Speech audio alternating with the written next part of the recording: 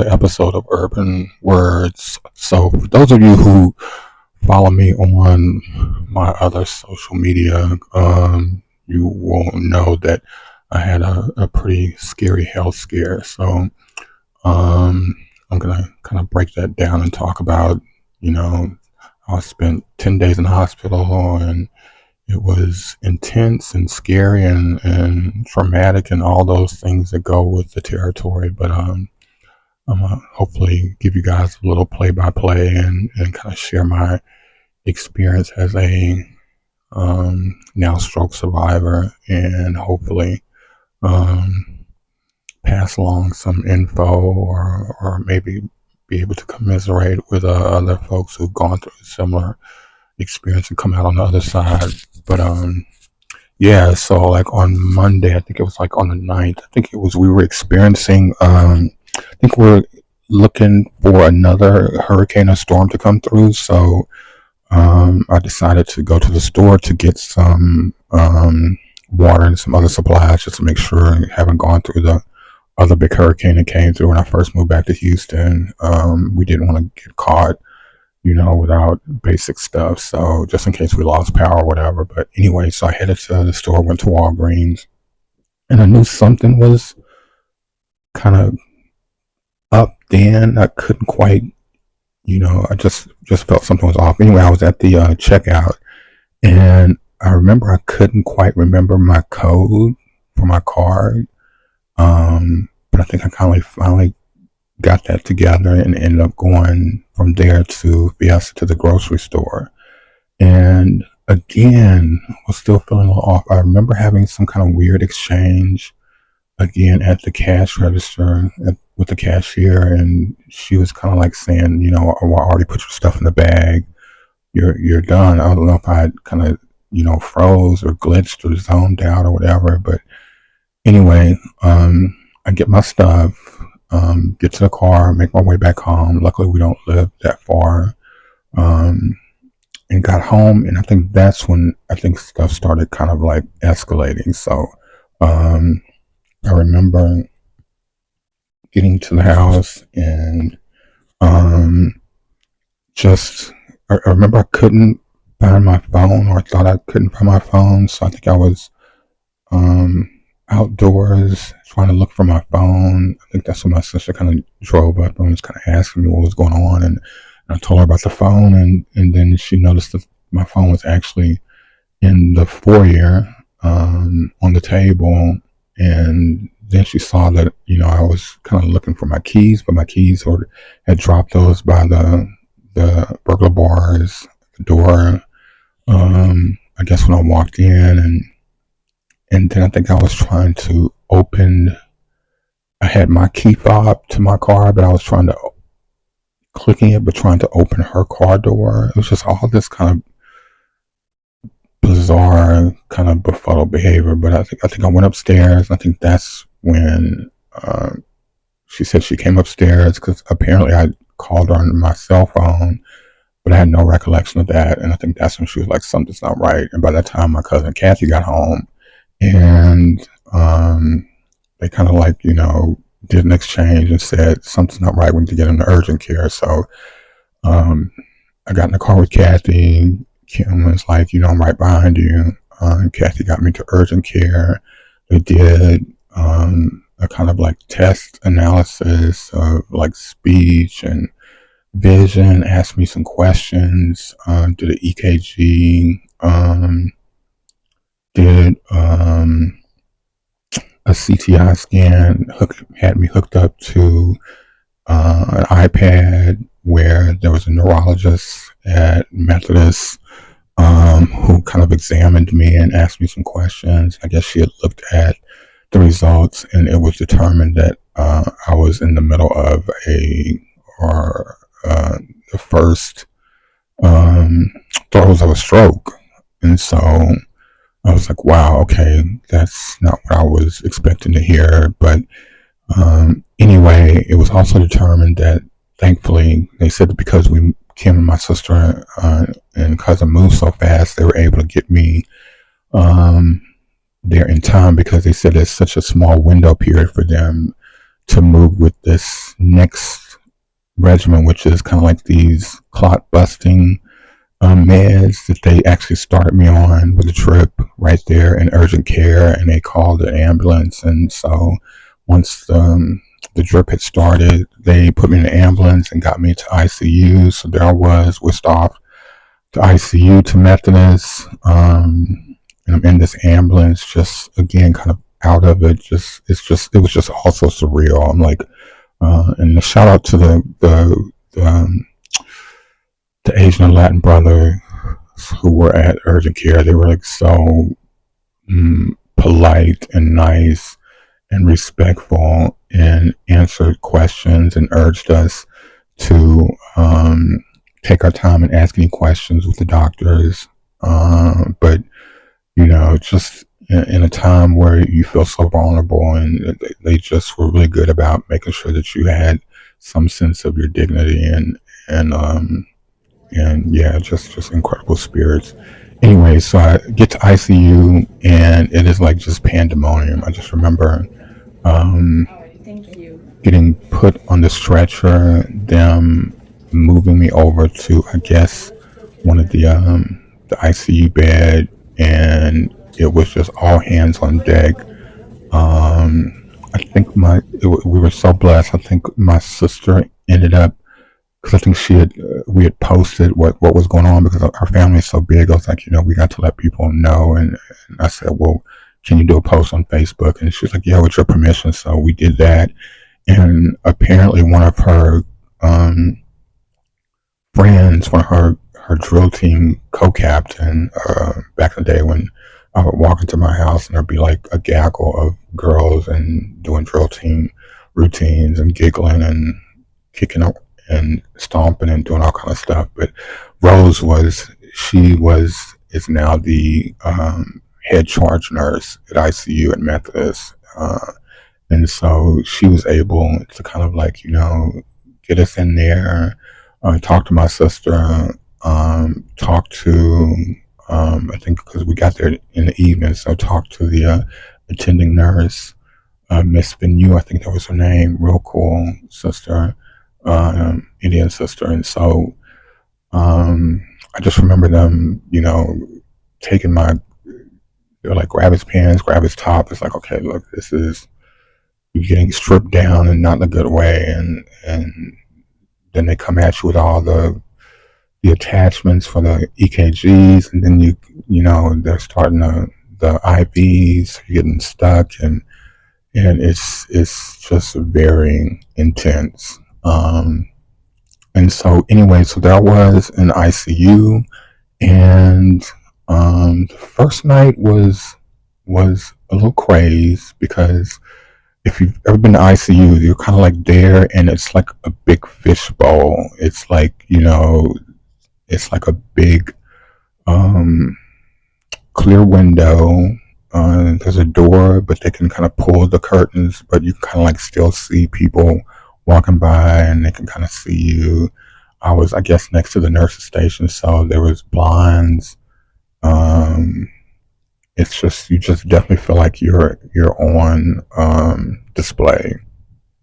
And so, of course, you know, and then I'm looking around. It's okay, where's the restroom? And there's no private restroom, because if you're in the ICU, and especially with what I was going through, being having dealing with a stroke, I was considered to be a high risk fall uh, risk, and so they do not like letting you out of their sight. So there really is just this toilet in the kind of room, and that's pretty much all the privacy you got. So um, as someone who does not like using public restrooms, this was way traumatizing. So I think I was more freaked out about that than the actual whole stroke process. So, um, but at some point, you just kind of get over it. So I think after the first time, having to pee in a cup, you're all, making sure the blinds are closed and blah, blah, blah, and giving yourself privacy. But, about 4 in the morning when you have to pee again, and at that point, I'm just holding my little pee cup, feet swung over the bed, and I don't even know. Sometimes the curtain wasn't closed. I'm just like waving at folks. Like at this point, it's like I don't care. You're just so tired. Because although you're in ICU and you're in bed, it's like it's hard to get some rest because people are just in and out of there, in and out of there. Um, so that was kind of like the first night, and then after that, that's when the test started. So at some point, I met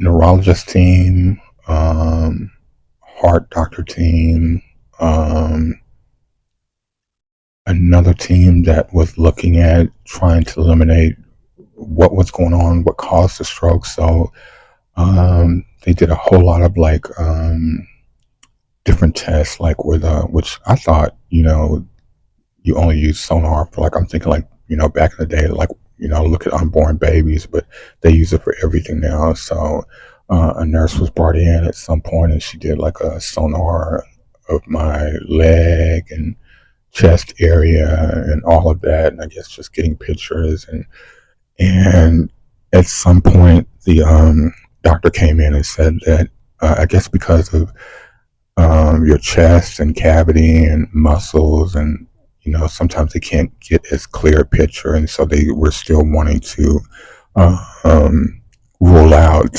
that the stroke was not kind of heart related. So the doctor said that they're going to do a procedure where basically they will take you to get prepped and basically they kind of put this small camera down your throat and that allows him to kind of see the heart up close with the valves and everything.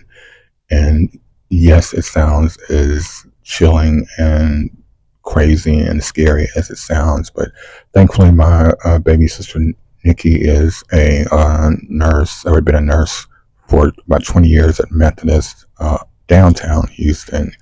And she was just wonderful as our kind of family medical expert. I mean, she walked me through all the procedures, all the things that they were talking about, and would tell me this is pretty much they do this to try to eliminate and get more information. And so the first procedure I was rolled up, and if you've ever been in the hospital, it's just very um, isolating because of course people have other things going on and it's not surgery, but it is a procedure, so it's scary. So but thankfully my nephew's girlfriend kind of showed up unexpected and big smile. She herself is a nurse practitioner, so she was kind of there with me to kind of like to get me a reassuring smile to calm my nerves and eventually the other attending nurse came in and explained everything and I met the kind of other team of folks who were going to be doing what they were supposed to do. So um, it's real funny. The other team came in, my nephew's girlfriend Gina left, and so it was just me and the kind of team. And um, at some point, a real cool, good-looking brother, brother Michael, he was the anesthesiologist, so he was going to be the one that would, I guess, put me under, and he was going on and on about what the procedure was going to be like and blah blah blah, and and he's talking about the camera and where it goes and it's down your throat, and my eyes are getting big, and and he's kind of giving me the whole thing, and at some point I was like, but I won't feel anything, I'll be out. He's like, oh yeah, he's like, you'll be totally knocked out, you won't feel a thing. That's okay. I know you know your stuff, but can we lead with that next time? Like, I don't need to know about all this other stuff. Just let me know. Y'all can dress me up as a clown, put me on YouTube. I don't care as long as I don't feel anything. So, anyway, so he got his kind of stuff done. They put this kind of mouth guard on me, had me lay on my side, so you kind of feel like you're a stuffed pig with an apple in your mouth, but and he put the anesthesia, started that, and he said count to three. And literally by the time I don't think I even got to two, I was out. The next thing I know, I was awake with back in ICU, and basically Oh, by that time they had moved me to a private room. So I got to get to the room. I think they moved me at like 2 something in the morning. So it was, this very kind of underground railroad move at like 2 something in the morning. But I was so happy to be in a space where you had more semblance of privacy, a door, thank God, a bathroom. So that for me was like cha-ching. Just like we're in it now. So I'm in this room. I come out of the procedure. I think my nephew's girlfriend Gina had bought me a food bowl from Cava. It's kind of like this Mediterranean dish, which was delicious. I think that was my only real non-hospital meals the whole time I was there. So I come to, and I guess the procedure, the doctor comes by later, tells me that the procedure went well. They saw what they need to see. They said that it was not heart related, but they still had to do some other tests. And so I think the sonar nurse came back, did some more screenings and of my leg and chest area and my neck. Um, and I guess the doctor looked at those, and then he wanted a more new doctor, Dr. Lowe, wanted a new kind of different assessment to look at the artery because it had been determined that there was a significant blockage of I think the right um, artery going to the brain. They said that that's definitely what probably caused high blood pressure because it was working so hard just to get the blood flow through this narrow passage. And so he wanted to get a closer look. And so the next procedure was like I think it's called an angiogram for those who know. And it's similar to the camera down your throat, but this time they have to go through an artery in your groin. I know everyone, especially dudes, collectively pause, cross your legs, and go, yeah, yeah. So there we were again.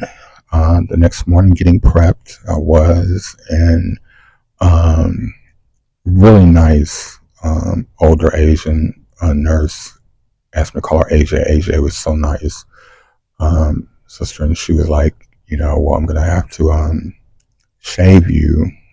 And at first I thought, because she did my first wrist, because she said sometimes I'll go through, I guess, the artery in the arm. But she said it just depends on the doctor. And then she was like, well, I have to shave some more. And then I held up my other hand, the other wrist, and she started laughing. She was like, oh no, I'm going to have to shave down there. It's like, I know it's going to be, it could be a little embarrassing, but I'm going to have to have you take your shorts off and so I can, to get the grow in the area. And I'm thinking, AJ, I peed in front of white women at this point. It's like, it's like no big deal. It's like, well, let's do this, girl. So I shimmied out my shorts, and AJ got to um, doing her thing and removing all the underground brush. And so we got through that, and my other attending nurse came through and really nice. I think she was like a new mom. I forget her name. It might be Courtney. But she was good about kind of walking me through it and saying, "This is what's up." My sister called and was actually able to talk to them, and so she kind of broke it down and got some more info. Nikki, so again, kind of easing my fears and get me through it, and so. Um, and the weird thing is, unlike being totally out for the other procedure, they kind of want you to be awake for this one, which is so bizarre because I'm like, okay, you're going through my groin, so they finally start the anesthesia or not full anesthesia because you're just kind of like loopy and out of it, and so they roll you into the surgery area, and so I'm in there, and it's like totally like bright lights, like something out of a alien abduction movie, and so you're in there and you're on your back, and the doctor comes in and they're getting you prepped, and the worst part is I guess the shot in the groin. There's some, although you're kind of out of, you kind of feel that, and I guess that's desensitize the area and numb it. And so whatever they're doing, you're not quite aware of it. But they said the doctor has to have you aware because whatever he's doing, I guess, is very delicate stuff because he had this whole chant of he'll get to a point. I guess that's when he's taking pictures with the little camera, and he'll say something like, quiet, quiet, don't move, don't breathe, quiet, quiet, don't move, don't breathe, and you have to kind of like be very still, and then he'll say okay, and then he'll, I guess, move on to the next area to explore and take pictures. And so really the they prep you for about 30 minutes. The procedure itself probably only lasts for maybe 10 or 15 minutes. And then he finishes, and then I think they keep you in there to make sure that, they clamp down to make sure the artery from the groin is okay. And then you're kind of like out of it. And then I remember waking up, and then they put me under kind of testing and monitoring. So after that, there's a lot of taking of the blood, and then monitoring the groin area to make sure. Oh, and I had to be laid up for 6 hours. So after coming out of there, they got me back to my room, but I had to stay on my back. My leg could not move for 6 hours straight. I couldn't eat anything, couldn't really drink anything. So it is pretty intense. So I think I was finally able to eat something later that evening, like around 7. I think I went into a procedure that morning. I think we were done. I think I was back in the room about noon. So from like noon to 6:30, I was kind of like on my back and couldn't move, couldn't do anything. But through that process, I think, by the time I got back, and it was kind of like a weird emotional morning because I realized that it was the morning we had lost my younger sister, Donna. And I think that was, just to kind of backtrack, that was kind of like one of the main reasons of moving back to Houston because I was in North Carolina pretty much by myself, although I have a wonderful network of friends up there.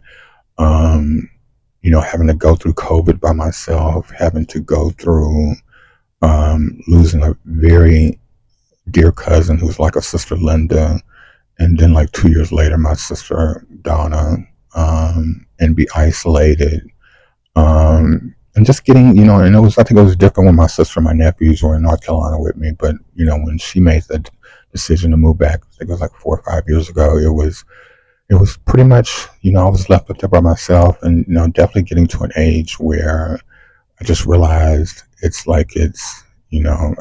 needed to be closer to my family, and really that decision is really what saved my life because I know that if that had happened in North Carolina, because I didn't have anybody, close to me and staying with anybody like I was here in Houston, that would have went unchecked, and it could have been, worse or a lot more disastrous or just taking me out, period. So yeah, just kind of blessed to have moved back home and had the wonderful support of my family and friends. And so I remember coming back from the angiogram,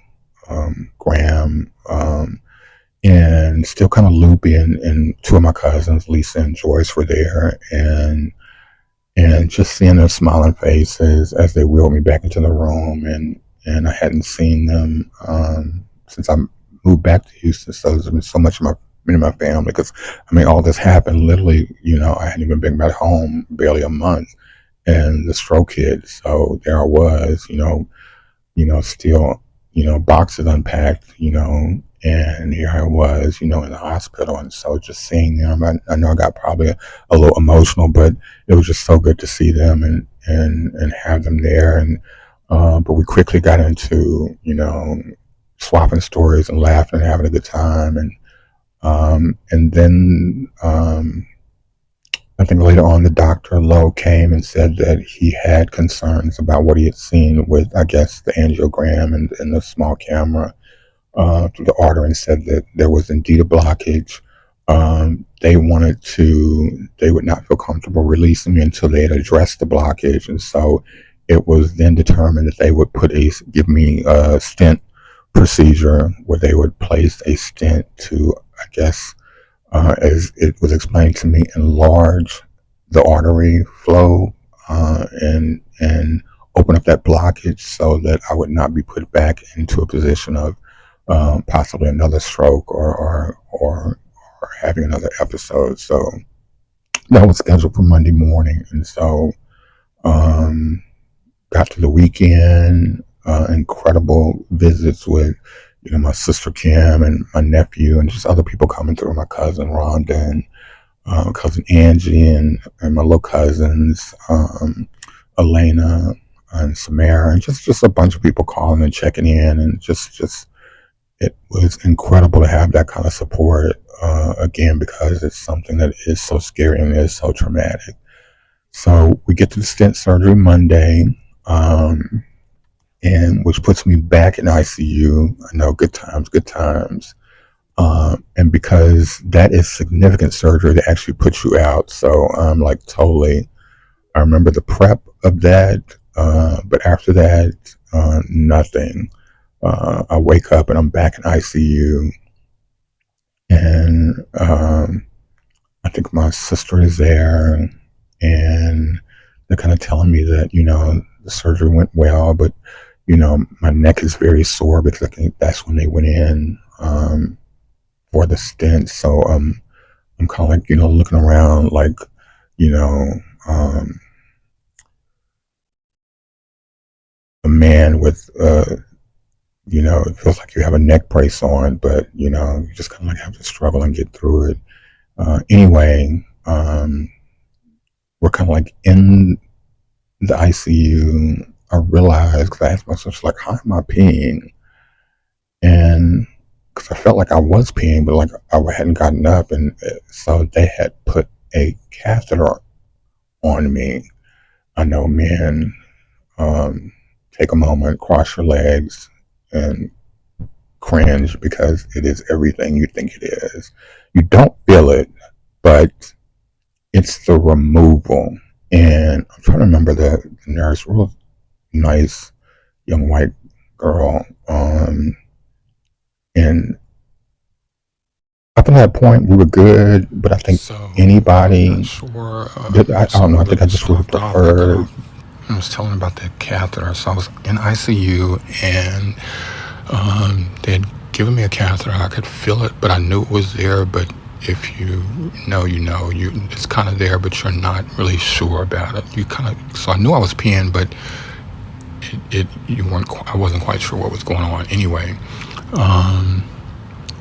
and I think that's what it was. I remember my blood pressure started going up, and it was because I remember when I was younger, I think I was maybe still in high school, and my grandfather had been in the hospital in Houston, and they lived in East Texas in the country, but they were in Houston, so we went to see him in the hospital, and I just remember him looking at me with these wide eyes, saying that, oh my God, when they took the catheter out. And I think back then I wasn't even sure what a catheter was, but I just knew it was this horrific thing that I'd never seen, the type of crazy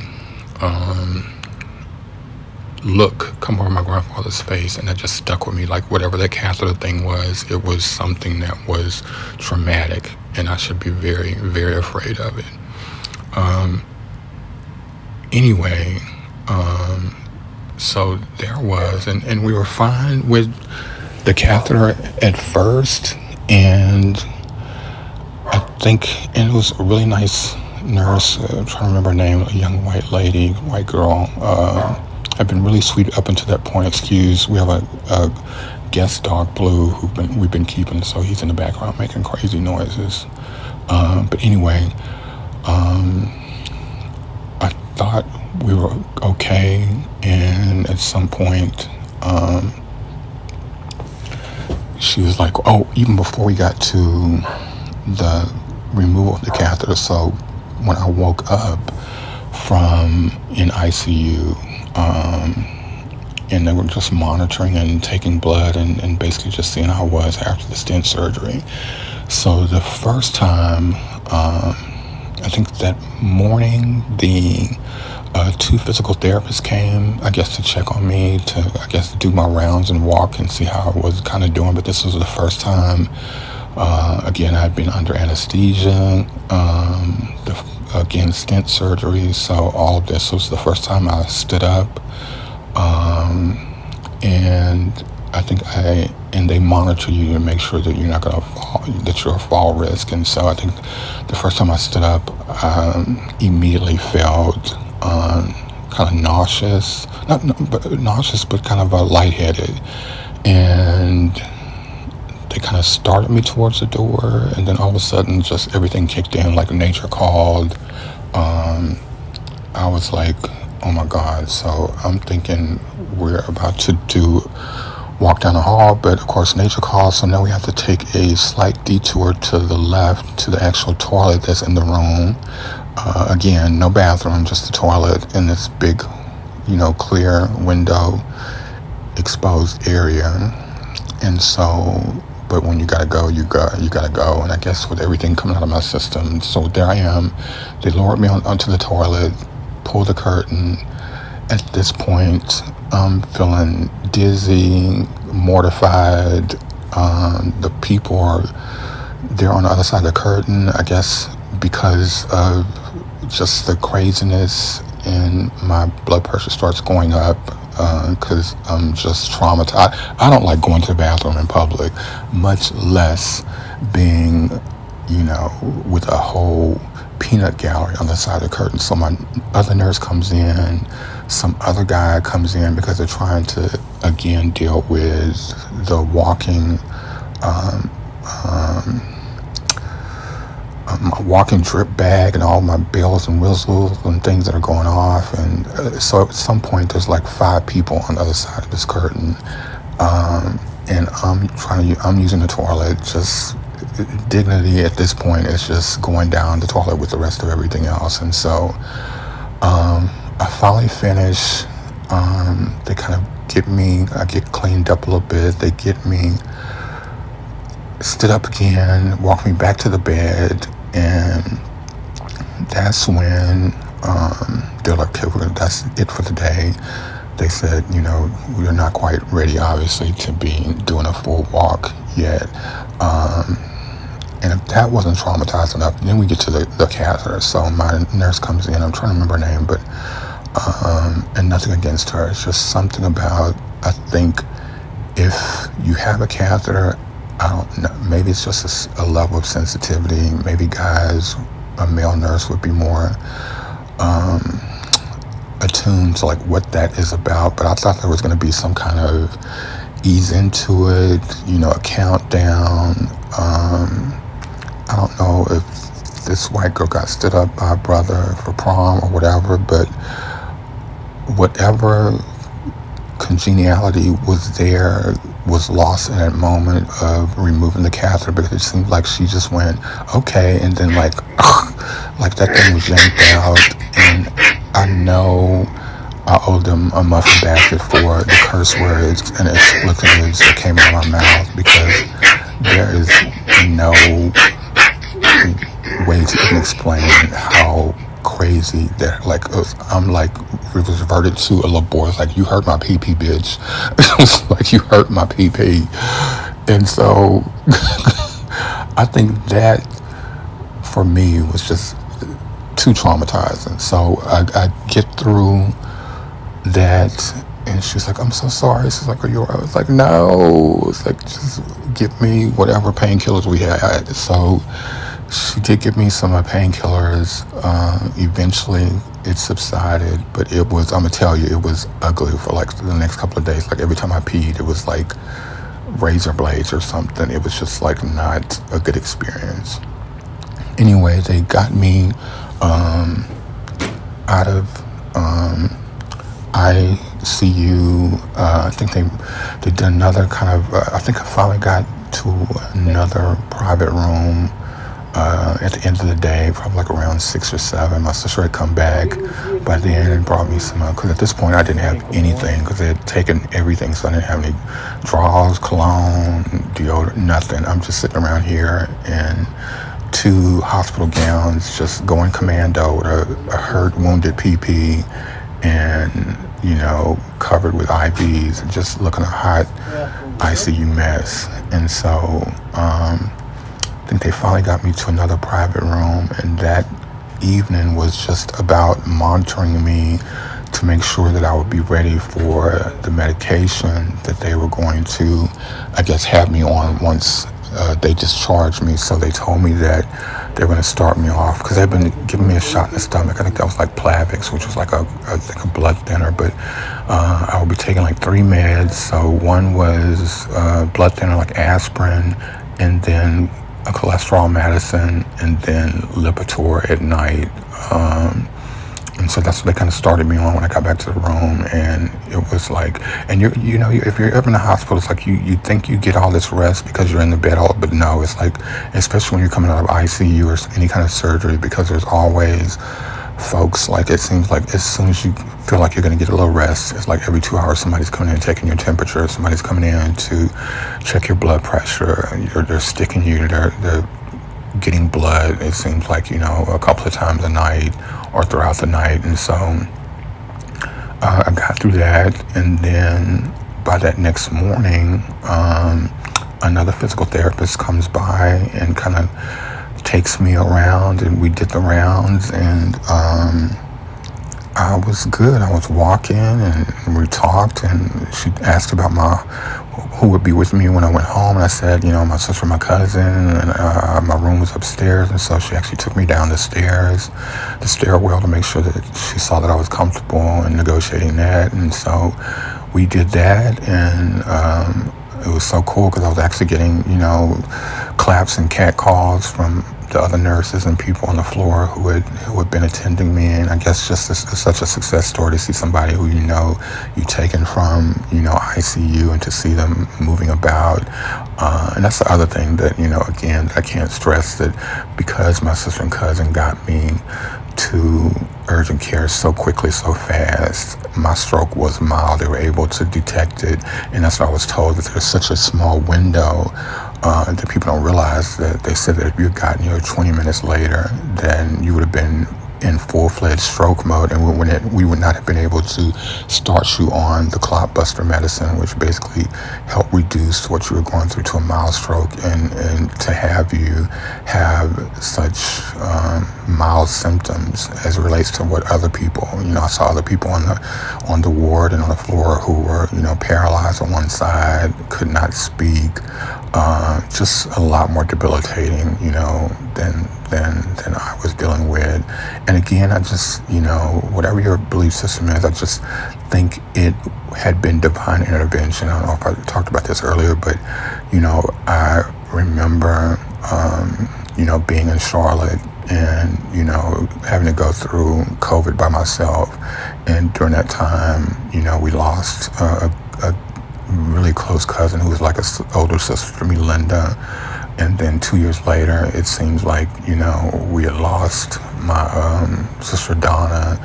And so it was just, and then with my sister made the decision to move back to Texas, and my nephews too. I pretty much had been left with no family in North Carolina. So it had been on my heart to come back to Texas, to move back. And so to have this stroke happen literally within a month of coming back home was just, God's intervention, and letting me know that was the right decision, and that decision, ultimately saved my life. And so that's why I implore people that, if you see the signs, react fast, do what you need to do, get help for yourself or for your loved one, because time is of the essence. But yeah, I'm sure I'm forgetting some things, but I will continue to I've been journaling and keeping notes, and hopefully one of the things that has come up in terms of the messaging of this podcast has been for those of us who are Gen X especially, that, we find ourselves having to reboot, rebrand, pivot, as we kind of negotiate the next chapters of our life, and certainly, being now a stroke survivor, and going through the stroke journey, that was definitely not in my plans, and definitely not something I thought I would be, dealing with, but here we are.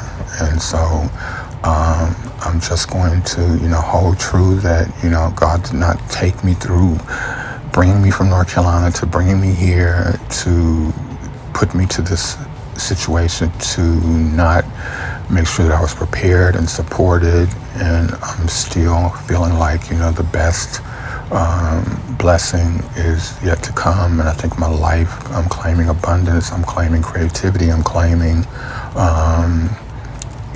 this new chapter is going to be a wonderful one where I kind of will be able to kind of step into my own,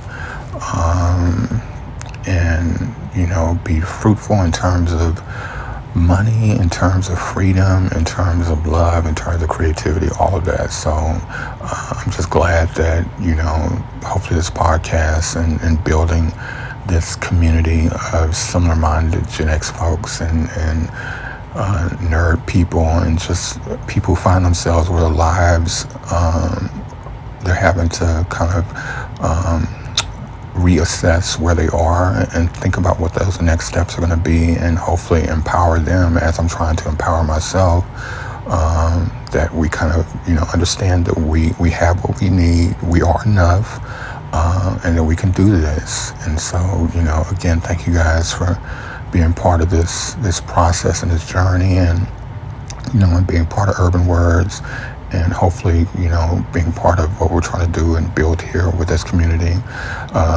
As each episode, we get worded and nerded, and hopefully, when I get a little stronger, I'm going to be able to invite some folks and have what I like is more kind of like conversational interviews and conversations with some incredible people in my circle and people that I know. So I want you guys to be a part of that journey and be part of that community. So again, thank you for being with me, and I'll be, of course, adding more as I'm now a stroke survivor in terms of, and hopefully be able to share some things that will help other people who find themselves or trying to support somebody they care about in similar situations. So again, thank you guys for being with me. And next time we'll get worded and nerded again together at Urban Words. But thank you again, Urban Nerd, your favorite urban nerd out. Peace.